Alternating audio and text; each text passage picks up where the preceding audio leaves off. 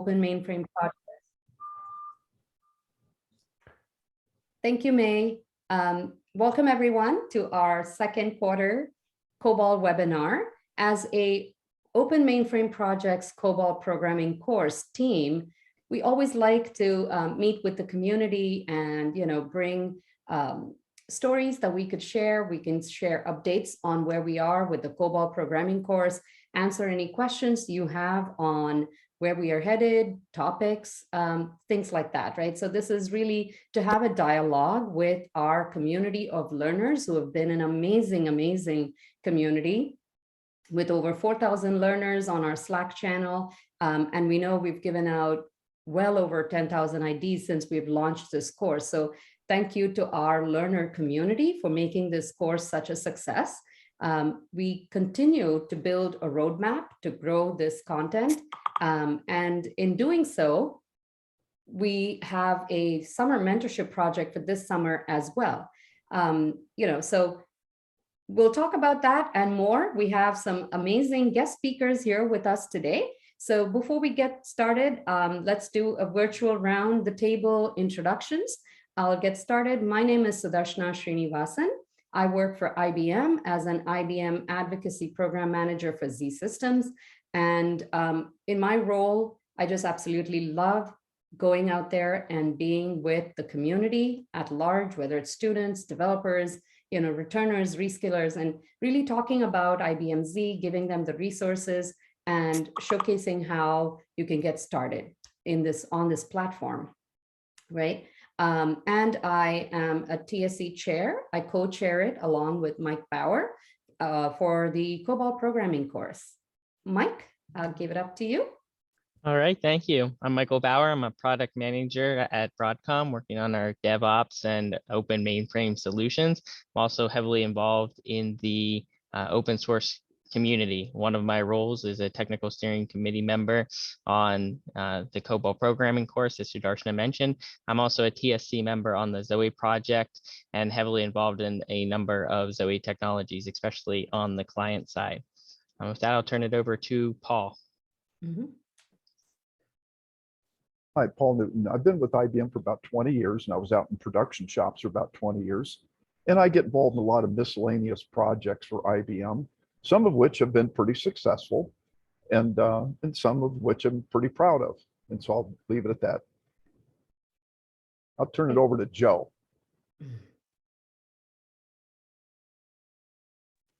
Hey, Paul, sorry, just struggling with technology there. Yeah, hi, my name's Joe Winchester, and I work on a number of Zoe projects alongside Mike Bauer.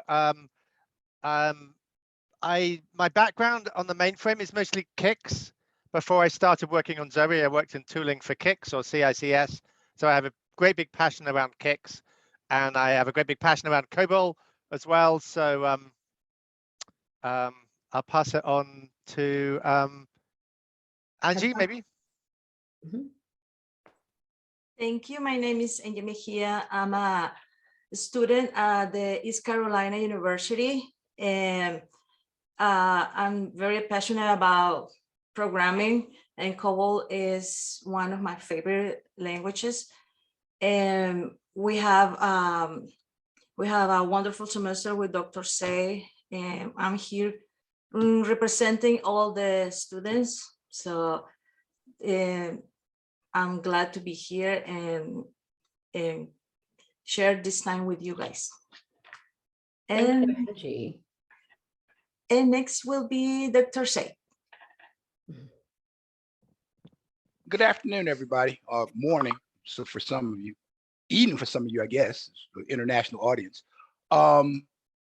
My name is Cameron Seay. I teach at two universities, East Carolina University, Tennessee State University in Nashville, mainframe courses.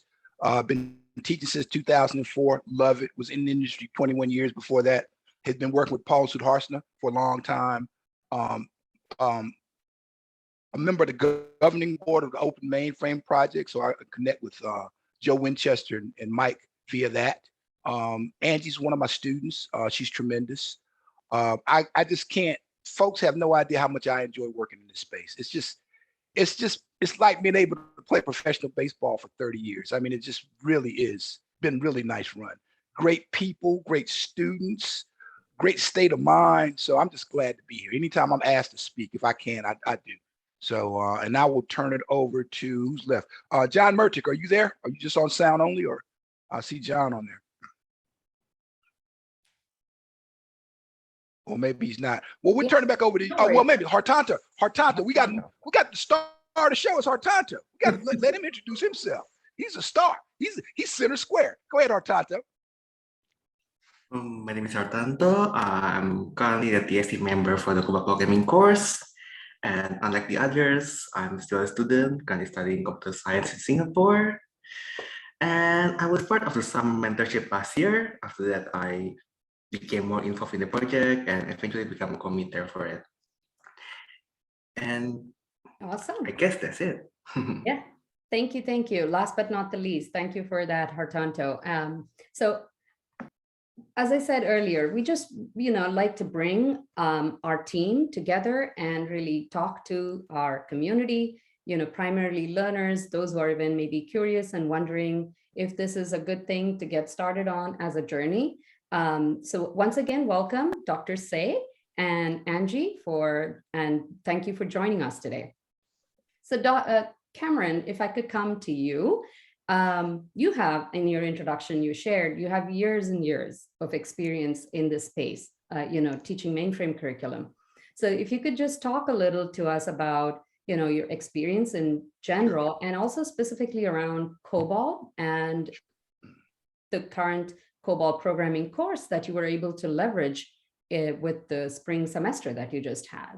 Yes, gladly, and it's always good to see Paul. Paul and I are joined at the hip in this space. We started out together. I mean, I didn't start out. Paul is a dinosaur, man. He was back in the dark ages, but he's been around ever since I've been in it and been of invaluable help, has more expertise than probably anybody on the planet in this space. And, it's just good to be here. So I've been teaching mainframe since 2005. And it was the result of a visit by Don Resnick, whom Paul knows, and Sudarsh, you may know, who was running the IBM academic initiative for System Z at the time. Started up. I was his first visit, unintentionally. He was on his way to NC State. Good friend of mine, Andy Rindos, Paul, you may know Andy, said, look, Cam's at North Carolina Central, which is HBCU, Historically Black College. Why don't you swing by? He had no intention of coming by Central, no intention. He was going to NC State. Why? Because NC State's a big school, right? And to this date, NC State has never taught a mainframe class, a full semester mainframe class. And I've been teaching since 2006, so go figure. But anyway, got involved, saw it was a good niche for HBCUs. And as they say, the rest is history. I mean, I love teaching this stuff. I teach usually 4 classes a year, 2 in the fall, 2 in the spring. I have taught more. I've had as many as 120 students in one semester regularly. It's down to about 100 over the course of the year now. And, they love it.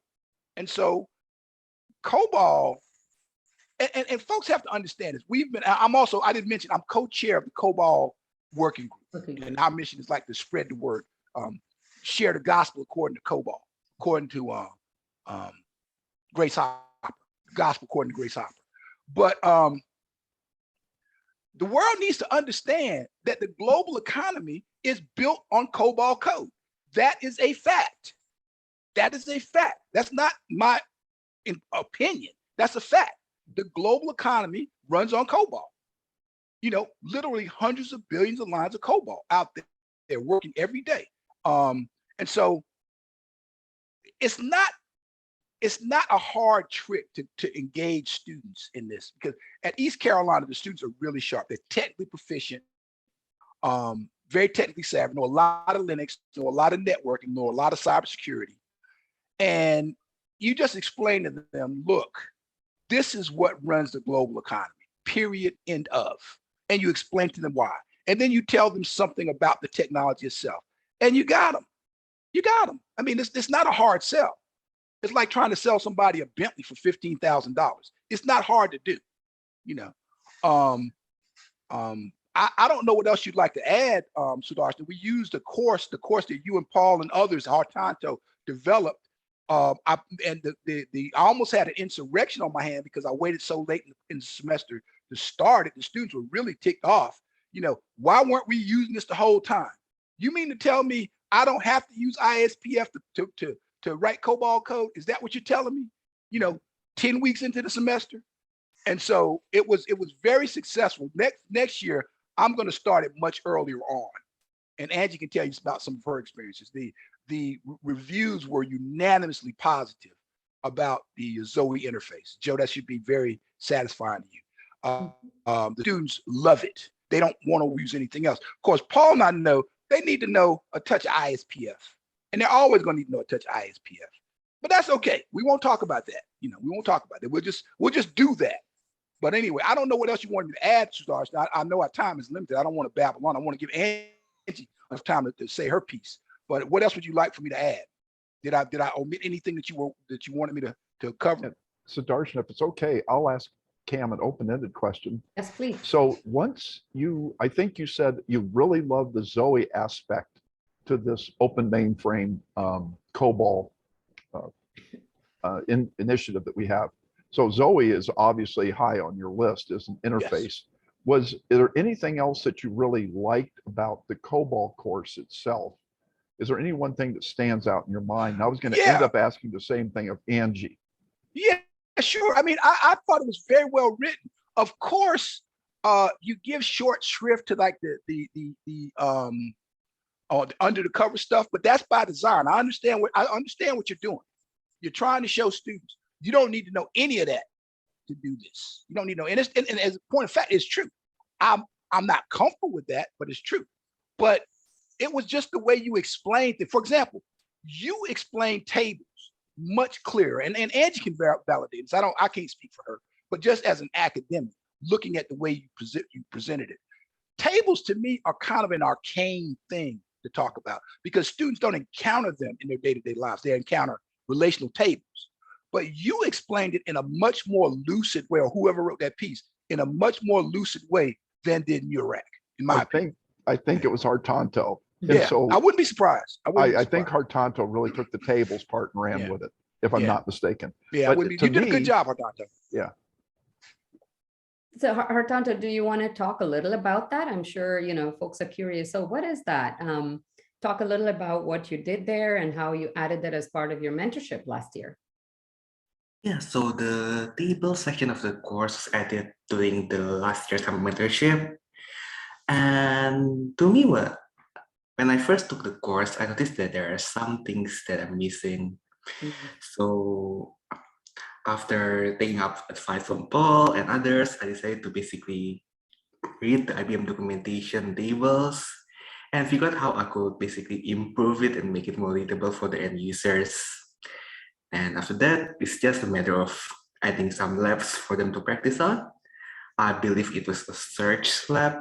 Yeah. And it was included in the course, as simple as that. Mm-hmm. The magic of that search lab was really good. I mean, very, very, very well laid out. I'm sorry. Go ahead, please. That's awesome. That's awesome. So, Angie, I guess the same question over to you, as a student, what was it like to be in the course and what do you take away, just in general about COBOL? What are your thoughts?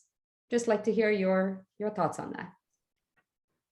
Well, for this course, it was very different than the other COBOL courses that we've had before, because this was more like, when you buy a COBOL book, they teach you what is an if, how do you do an if in COBOL.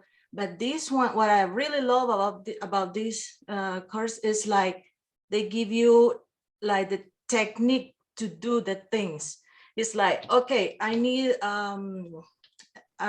to read a file. You need to open it, you need to close it, you need to read it, you need to write it on. So, okay, you know that you have to do this. And you need some segments to do that. But then it's like, okay, now how I do that. So in this course, they give you the right steps. You need this paragraph, you need a paragraph to read the files, and you need a sentence with this command to write on, to close it, and don't forget. So it's not like, okay, I'm going to invent or to do this, and I'm gonna try and error, because there's a lot of the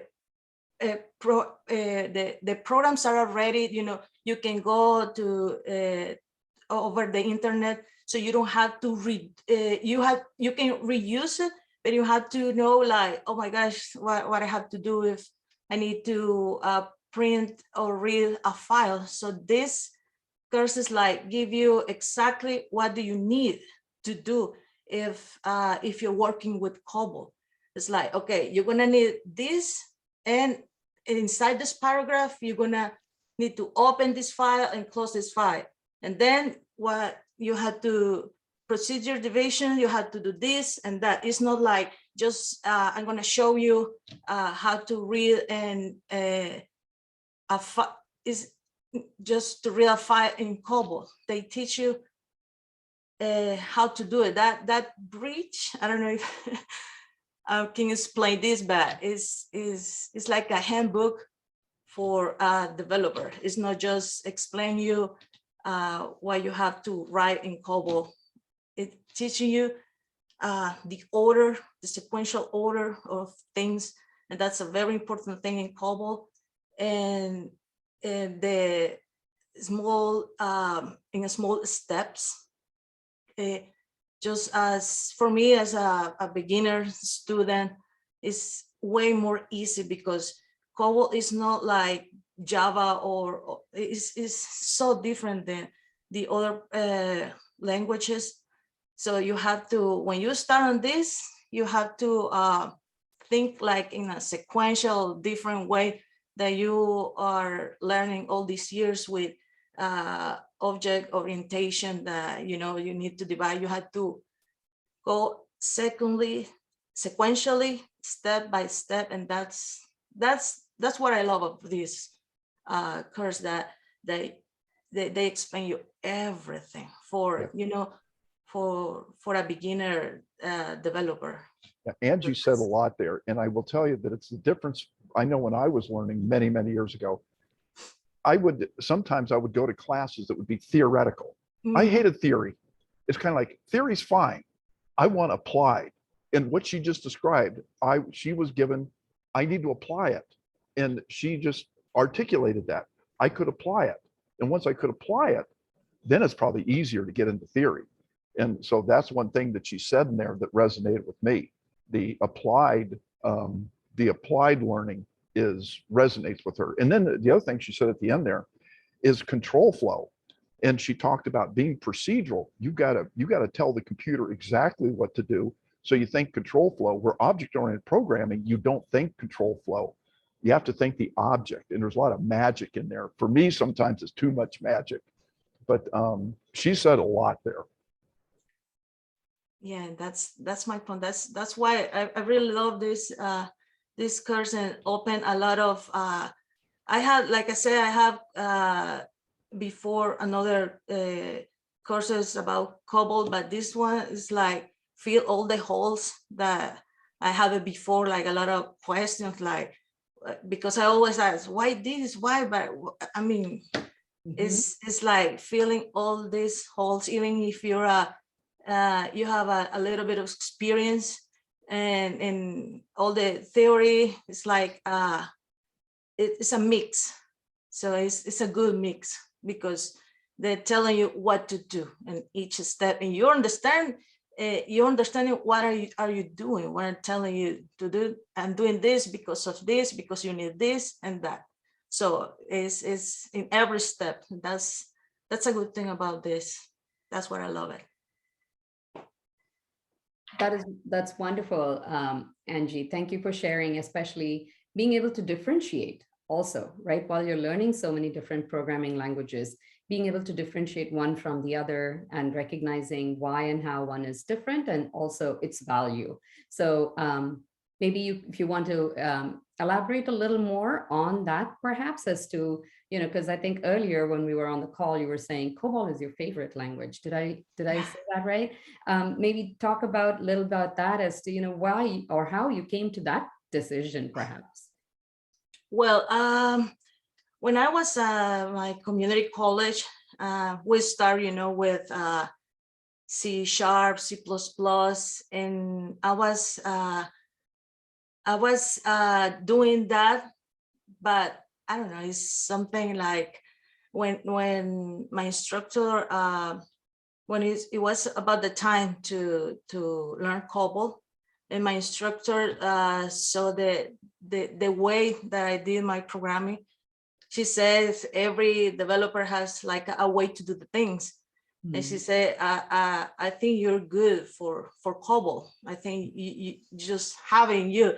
And I was like, really? So in the next semester, I start with COBOL with AS400, and I just love it. I mean, I like the black screens with green letters, and it was, I don't know, maybe because I grew up without the mouse, is in all the commands, MS-DOS and all that. So I feel like, I don't know, I like it when I was little.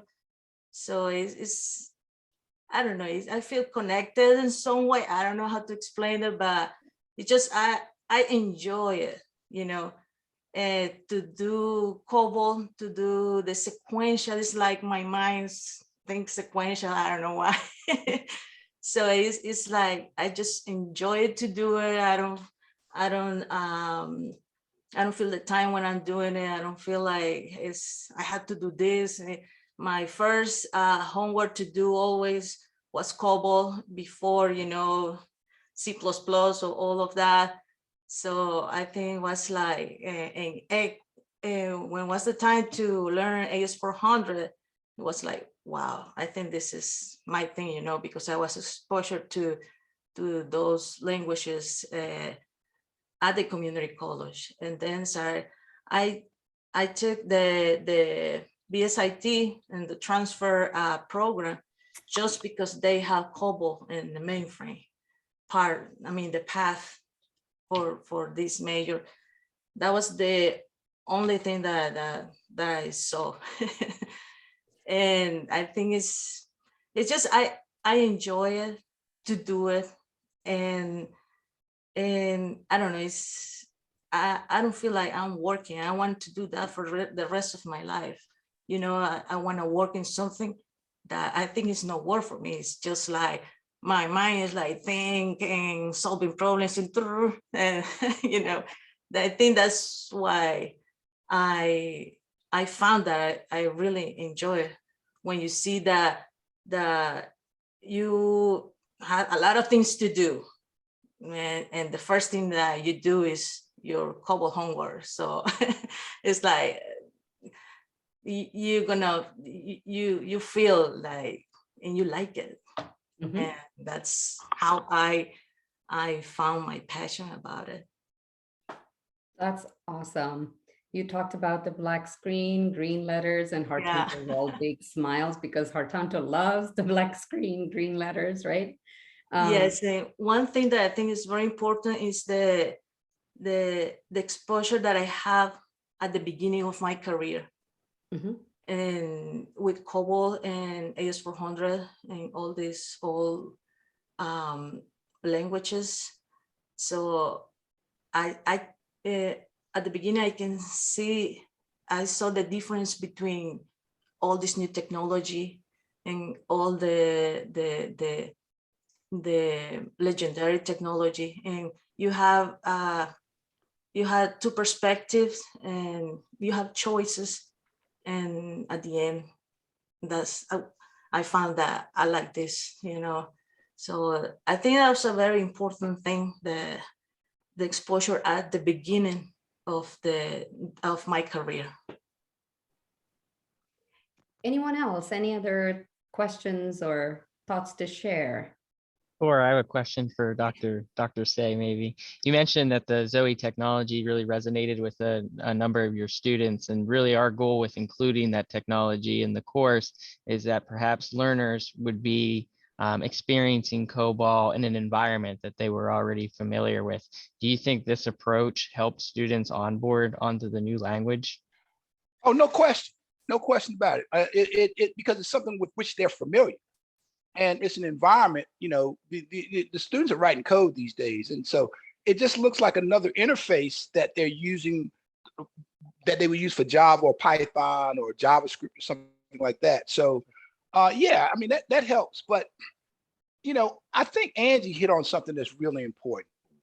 I tell the students, you got to understand when you talk about mainframe, what you are talking about is a philosophy of what computation is supposed to be. So for mainframes like Paul and myself, when we hear a term like cybersecurity, it really is discordant to us, because to us, for Paul, being a sysprod and being cognizant of security are one and the same. They're not separate things. You know, same for performance, same for reliability. These are not things that you architect into the architecture after the fact. They're part of the soul of the architecture. And it's not that one is better than the other. Mainframe feels computation to be certain things, performance, secure, et cetera, et cetera. The rest of the world believes computation should be accessible. There's nothing wrong with that. It should be accessible. We do everything we can do to make this accessible to the general population. We don't focus on security. We don't focus on performance. We don't focus on scalability. We don't focus on reliability, because we just want to put this stuff into the hands of consumers. That's not a bad thing. The Raspberry Pi is not a bad thing, but you can't run the global economy with the Raspberry Pi. You just can't do it. And I try to communicate to students that it's just a difference in philosophy, and that's important. And the reason I'm saying that, Michael, is to illustrate that I don't want to lose that difference in the process, right? I don't want to say that the mainframe is the same thing as x86. I don't want, just because the interface looks identical, they're two different environments. And I want everybody to be clear that it's not that one is better than the other. Both of them have their jobs performed. So that's how I would answer your question, but it resonates profoundly with the students, profoundly. Absolutely, that makes sense. That's our goal really with the whole Zoe solution, is to retain the scalability and resiliency, high availability of the platform, but allow you to take the distributed tools that folks are familiar with so that they can onboard more easily onto the platform. There you go. So that's That's a great where to go. That's why I enjoy working with the Open Mainframe project. That's what we're trying to do, because we know what the mainframe does. We're just trying to make the rest of the world hip to what we do. You know, we're just trying to bring everybody else on board. Go ahead, Paul. I'm sorry. Yeah, and there was a Q&A, and it's a little bit of a counterpoint. So let me read it. Hi, this is really a great initiative to help us learn COBOL, and COBOL programming in VS Code is great. But the industry is still using ISPF, and they expect us to be proficient in that as well. Is it possible to provide some guidance on using ISPF as well? And so the way I would answer that, this is a big debate in a lot of corporations. There are there are a lot of people that never learned ISPF at all. And as a result of never learning it, they stiff arm it whenever they see it. And they always say, oh, that's old or whatever. No, it's got its place. But there is ways of learning the ISPF environment. And we are going to be including that in the Z Explore soon, because we know that not everyone is using the so-called modernization tooling. And all modernization means, great explanation was given to me one time, modernization just means an opportunity to grow. And so some people, they grew up with the things like VS Code, not ISPF. But does that mean ISPF is not needed anymore? No. ISPF is still a great interface, and it will never, ever go away. So I hear what you're saying. Can we do some guidance on using ISPF? I'm not sure if we've done anything in this COBOL course that we have in the Open Mainframe project, but I can tell you something CAM's involved with. There's another Open Mainframe project called ZOS Education Stewardship. And I think it's definitely going to need to be in there because we need to cover everything that you might possibly need to know. So that's the way I would answer that. So if you want to reply to that in the Q&A, please feel free to. Good catch, Paul. Thanks. Yeah, I just shared the link on chat as well as you were talking to it, Paul, so that our viewers have a link handy as well. There's another comment I'll make about that. For the person that they say we're expected to use ISPF, well, you would find out that some people that know ISPF, they actually understand these other tools better because they did grow up with ISPF. The ISPF, when you do things in the Zoe Explorer, you go, oh, I understand what it's doing behind it. Yeah. Because you've been exposed by way of ISPF. So ISPF is a great tool for bridging you to adopt those other tooling like Zoe Explorer to make you potentially more productive once your mind muscle adjusts to it. Because I know how it is with ISPF, you develop mind muscle and you always gravitate to what I know well, right? You don't even have to think. That'll be hey, Cam, go ahead, Joe. No, answer Paul's question. You hadn't talked like Joe. Go ahead. That's all right. Your turn. It's all right. I have a burning question for you, Cam. So when I first got involved with software, one of the things that frustrated me was I would always download something and use it, and it was good but not good enough, and I really wanted to be able to change it. I was a developer, and I was using something that somebody else had developed, whether it was Microsoft or back in the day, I would download software from Borland and stuff. So one of the things I love about open source is the fact that you're teaching developers, and in theory, there's absolutely nothing to stop your students saying, you know, I'm using the Zoe Explorer, but I don't like the fact I can't remap the keys, or I don't quite like this bit of function. All of that source code's open source, and the on-ramp for your students to actually start contributing little pull requests is very possible. And then they actually start earning credits and badges that they're even marketable on resumes and you know, credit. Is that something that you thought about, so that rather than it being a read-only project, you can start to recycle some of that and start to evolve and become part of the community? I have not, Joe. It's come up in a couple of open mainframe project meetings. I am certainly open to that because I would love for my students. I mean, Angie is certainly capable of being a committer. I've got several students that definitely could play the committer role. So if you would give me some guidance on how you think a path to that should look, I'd be very open to it, because I think we can enliven the community, and we can come up with some innovation that way. Because these folks are really bright. My students are really, really bright. That's awesome. Yeah, it won't be myself. I mean, Mike Bauer and Fernando and Billy Jean. We have other squad members. We have a path to that, and we'll share that with you. And that's really great to hear, because that's what we want with open source. We want that kind of democratization and empowerment, because we collectively don't own the solution. It's owned by the community, and as users, you're part of that community. Yeah. You know, one thing I'll say about the committers is, Angie, if you decide to get into this, you don't have to become a deep developer for products. You can be a committer, or I think it's called committer, or contributor, where you just read the documentation. Does it make sense? Yes or no? And that's a great way to learn. So being a contributor, there's lots of ways to contribute without doing the deep product development.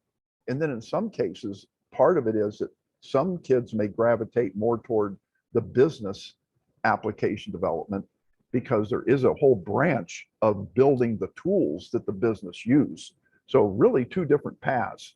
You know, do you really want to understand the COBOL code that drives a business versus build the tools the business will use? And can you do both? Yeah, but sometimes you got to pick one or the other, or just whichever opportunity comes up first for you. Yeah, and just to close out the ISPF discussion, you know, Angie was in a cohort that everybody in the COBOL course took the ZOS course. It's a mainframe course, but it's basically ZOS. And so they knew a lot about ISPF, that's near and dear to my heart. They know how to get around that, because that's what the hiring managers, the people that asked me to teach this, not the school, but the people that actually hire them, they say they insist on me teaching ISPF. I probably overdid it with the COBOL course because I wanted them to make sure they knew how to do like debugging SDSF and things like that. But I went a little too far because I mean, they're not gonna, if they need to do ISPF day to day, the exposure I've given them will allow them to refresh it, right? And so they're better off, in my opinion, better off us spending more time on these tools that actually teach them what the language is doing, not what the OS is doing. Because ISPF is all about the OS. It's not about the language. Exactly. It's all about the Yeah. OS. And you know, so I can now, I've been enlightened. My students had their insurrection. So I've seen the pitchforks and the torches. So I'm not going to make that mistake again. And I may do a little something to show them how to do troubleshooting in ISPF and SDSF. But other than that, we're going to use the tool. So I'll share a phrase with you, Cameron, that I heard from another professor many years ago. I was showing the professor how to get around ZOS using the traditional tools, ISPF and all that. Then I showed him IBM's premier tool, which we call IDZ, I believe, Joe. I remember, IBM. yeah. And he looked at me in shock and said, this was like giving Christopher Columbus a compass. I love that expression. Yeah. I get that. They like, okay, so explain to me why we use the other thing again now. Why are we using that? Well, but you know, but anyway, but Joe, I will definitely, and just so to give Angie her due props, she did sign up for the second COBOL course this summer, which I was supposed to teach. Had another project that preempted that one. And I don't think they wanted to find a replacement, so they just canceled the class. I think they just canceled it. But she did sign up for the second class. So awesome. So just to show you that she's a true believer. She's a true believer. She is. I say, Angie, just come on over to our project. Yeah, oh, that will be great. Thank you. Right. And I just want to add something. When I started with the mainframe, Dr. Seay started with the ISPF. At the beginning, it was very hard because you had to change, you had to adapt your mind and use all the commands. But the way he was teaching us, it was first the ISPF, and then he like divide the class, and at the end we start with Seay and the VS Code, and it was so easy for us because we already understand what were happening behind the VS Code. So it was, I think for us it was more easy start with the ISPF and then with the VS Code. So I think it was a good thing. It's like you have a big square black and white TV and you watch that for a week and then somebody brings you a color flat screen with 3D glasses, right? You're not going back to the black and white TV. Exactly. And I think it's important. I'm sorry. No, I interrupted. I'm just looking. Everybody over 45 nodded when we talked about black and white TVs. Everybody else is like, your TVs used to be black and white? I'm like, yeah, they did. Trust me. Yeah, and I think it was a good thing because you never know what kind of system the organizations or preference have now. So I see some organization ask for the VS Code that you need to have skills for Seay and VS Code, and another ones also is like they want you to know about the ISPF. So it's like right now it's like 50-50. So you need to know both of them, and that's why you cannot just teach one. You have to teach both because right now they're like 50-50. So I wonder, this is a question for all of you. Do you think people really want ISPF and they know what that means? So I use ISPF to edit files. It's very good. But if I'm doing anything more advanced, right, I'm using STSF, right? I'm using TSO commands, right? I'm using rack, I'm looking at key rings and things like that. That's a sysprog. But to edit a file, why would you want to use ISPF? Unless it's a very large file. There are some situations where very large files, some of the sort of paging capabilities of ISPF are good, but Joe, I think I could help answer for Angie because Okay. Angie's looking for a job. So Oh, if, okay. and so it's kind of like, do you know this? Yes. Do you know this? Yes. Okay, Do you yeah, know all right. this? Yes. And so that's one thing. And by the way, the black and white TV, just let you guys know, there used to be only 3 channels and it wasn't on around the clock. I think it ended at 11 o'clock. And You had 3? I grew up with 4 channels, Paul. You're showing your age here. Yeah. I remember 3. And it wasn't around the clock either, like it is today. Oh. Oh boy, we should have so much fun. Yeah, Joe, your point about ISPF is duly noted. I mean, the thing about it is that some companies just don't want to spend the money for other tools, right?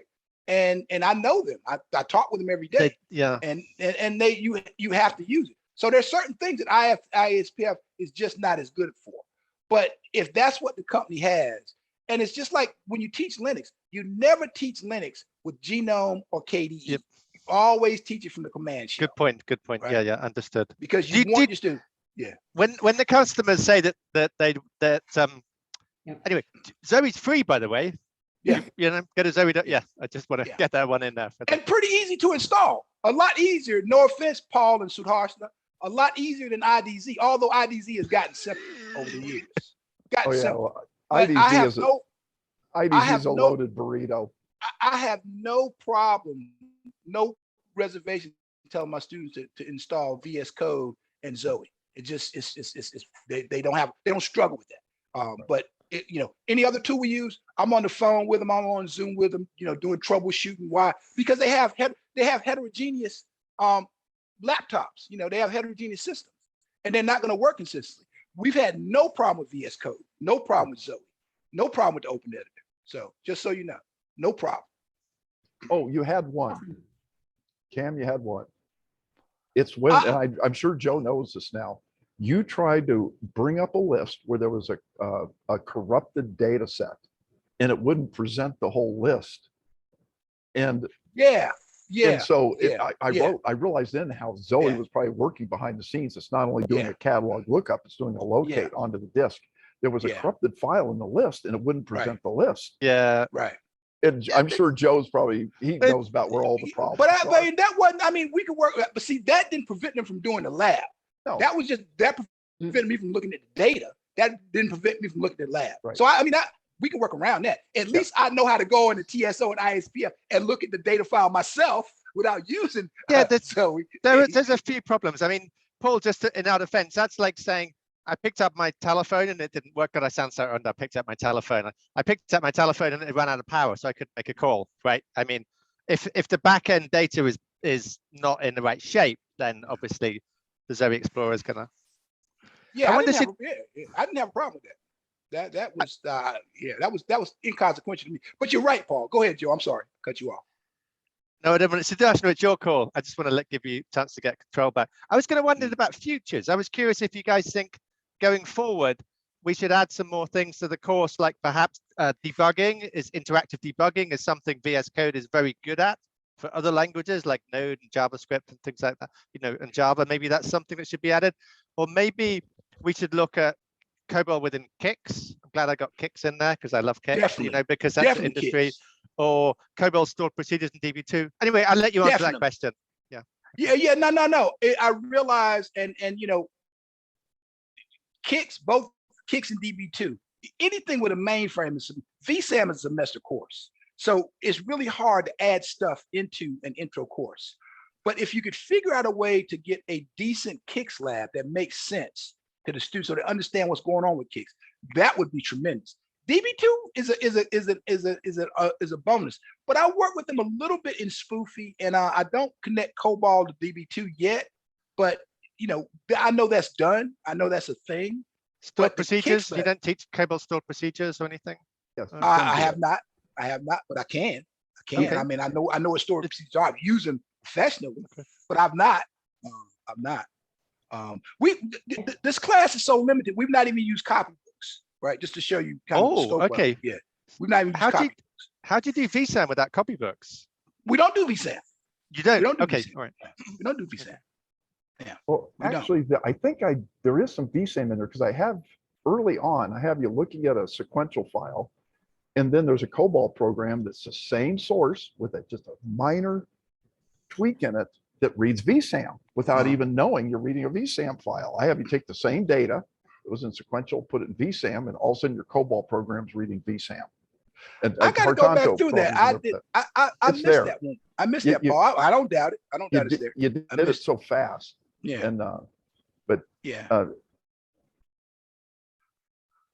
But yeah, Joe, I mean, yeah, anything, I mean.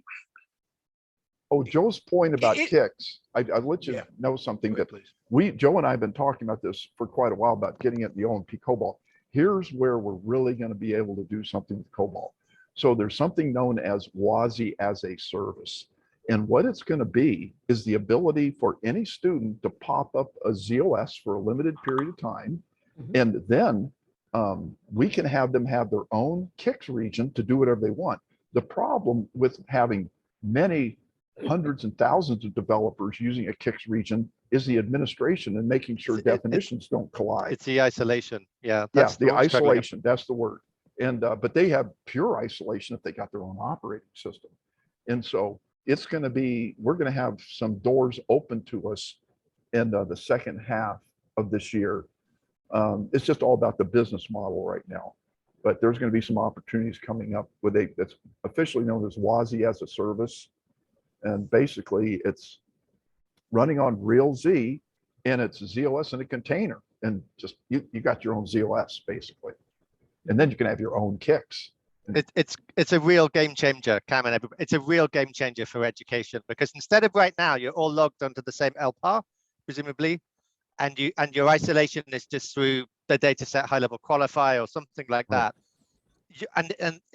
So many doors are going to open, because we're going to be able to teach people how to IPL, right? How to do, change some really fundamental things, really educate the next generation of system programmers with all of the seatbelts and guardrails, such that they really can't do any damage to any other students. And in fact, they can't even do any damage to themselves, because we can always reprovision the system. Even if they do, game changer. Yeah, even if they do the damage, it's kind of like, so what? Throw it away and pop up another one. Exactly. Yeah. Yeah. Well, I mean, we kind of used to do that. We didn't do it with containers, but we did it with ZVM guests. Right. So it's one of these ZVM guests, and I think Paul, you were part of helping us do this. Yeah. We installed a ZOS guest, so everybody had their own LPAR. Right. But it wasn't as lightweight as containers. It's different technology, different implementation, but same concept, same idea. But so when is that going to be ready? Q2 this year? When's that second half of this year is what they're saying. It works. Yeah. It works. Believe me, it works. I've been using it, but I think they're trying to get it ready, really prime time ready, because they got different flavors, if you will. Right. Do you want just the operating system? Do you want this and everything in the kitchen sink? Do you want this? Because there's so many different permutations. I love getting on public calls with you, Paul, because you always pre-announce stuff. The problem I had is when it was confidential years ago. I was having a hard time keeping it quiet, because I was the guy that worked with the guy that, the guy was mentoring, made it work. And I went, oh my God, this is great. And then as soon as he started showing it off, then it became confidential. I had a hard time keeping it. It's publicly announced now. It's part of the new Z as a service offering, and it's known as WASI as a service. And they've mentioned that it's going to be GA in the second half of this year. Cool. So Cam and Angie, how about debugging? That's something else that we've toyed about with. Modern language, like Java or, Node and so. It's very easy to put breakpoints in VS Code. You hit the little, bug button, and it's very quickly you're able to step through code, and you can even, depending on the language, you can start, going back around and hot swap. And COBOL supports that. Is that something that you're interested? Sorry. Yeah. Cool. So Joe has a great point there. And Joe and I had this conversation about a year or two ago. And it turns out that in the course, we try to keep the code very, very simple. So it turns out that the heavy debuggers are for more complex code. And when you're really doing things very simple, all you got to do is put display statements in there. Where am I right now? But when you get real complex code, that you may have in corporations where you've had decades of people coming and going, you've got to maybe have a more sophisticated way of debugging. And so some of the code that we were doing in the this course was really simple. And the type of debugging that Joe's talking about is a very sophisticated debugging for code that's been around for decades and changed by millions, or I should say, by many people coming and going, because COBOL was the original rules-based engine. And a lot of these rules running these corporations are in COBOL. And so some of the code has gotten pretty complex and pretty fierce logic. And that's where you need some more sophisticated debugging. But debugging tools also are an art and something that can bring value to you when you can debug complex code with some of these tooling that Joe's talking about. What I would also, real quick, we're coming up on time here. Yes, believe it or not, we've been talking for an hour almost, having fun. Time flies. So Cameron, from a lab's perspective, you're here teaching the course, and were the labs effective, or do you have any comments around that? And how or what should we do perhaps to improve the student engagement and how the course is taught and value of COBOL through the labs? Yeah, well, the search labs were in the table section, but they really didn't have anything to do with tables. They just had something to do with finding. You can make those, you could beef those up a little bit. The lab in chapter 11, where you had to actually find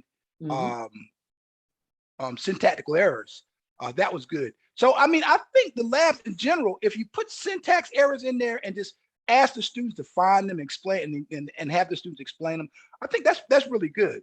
I thought the labs, like I said, the labs for chapter 10 were pretty simplistic, but they were hands-on. The labs for chapter 11 were much more robust and much more challenging. But yeah, no great criticism of the labs, just more of them, and I like to have labs with at least 4 or 5 steps, so the students can see how one thing leads to another, the connection between these types of processes.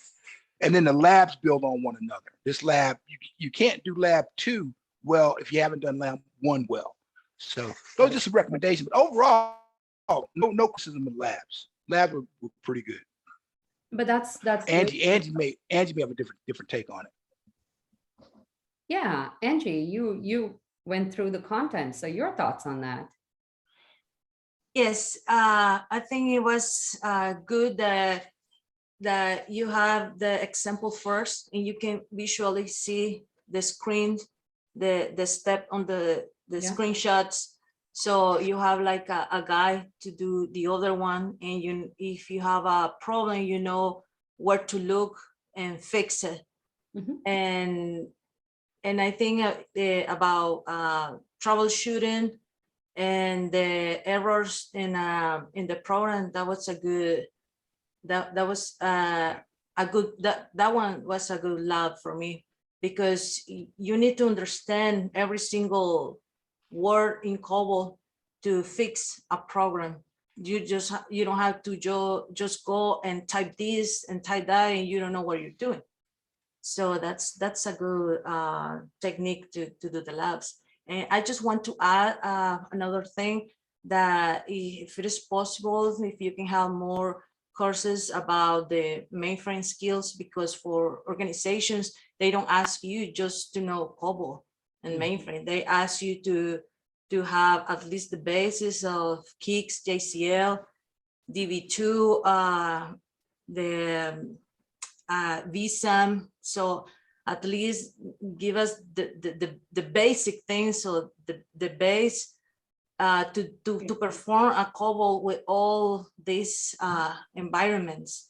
Because when you're looking for a job, they ask you, okay, what else you can do?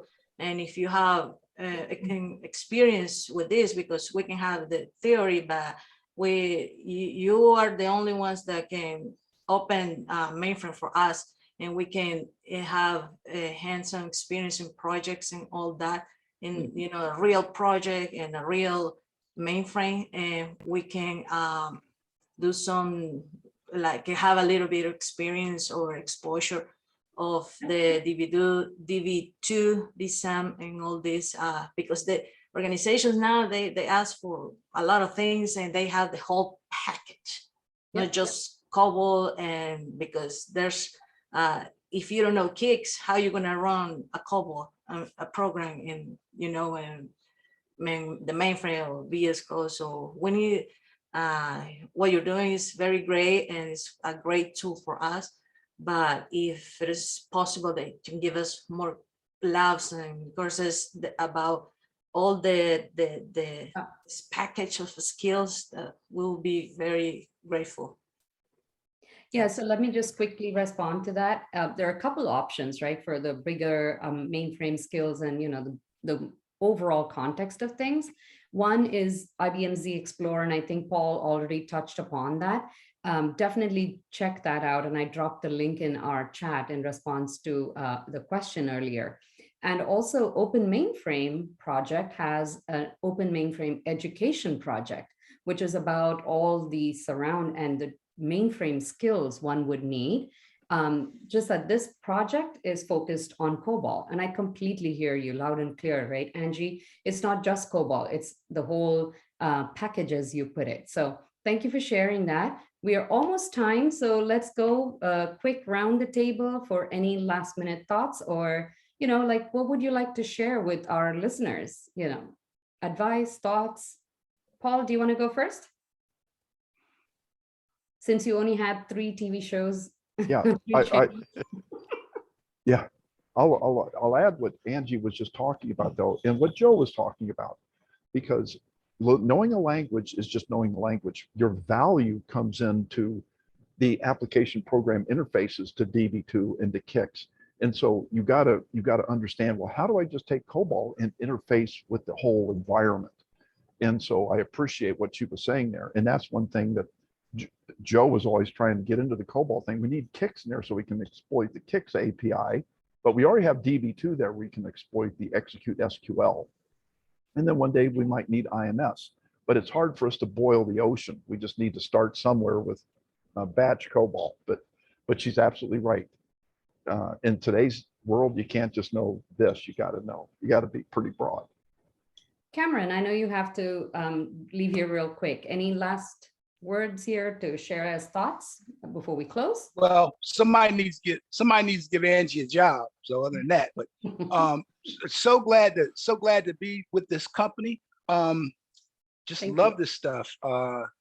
So proud of Angie. Be much prouder when she gets a job. It's gonna happen. It's gonna happen. Always good to see our Tonto.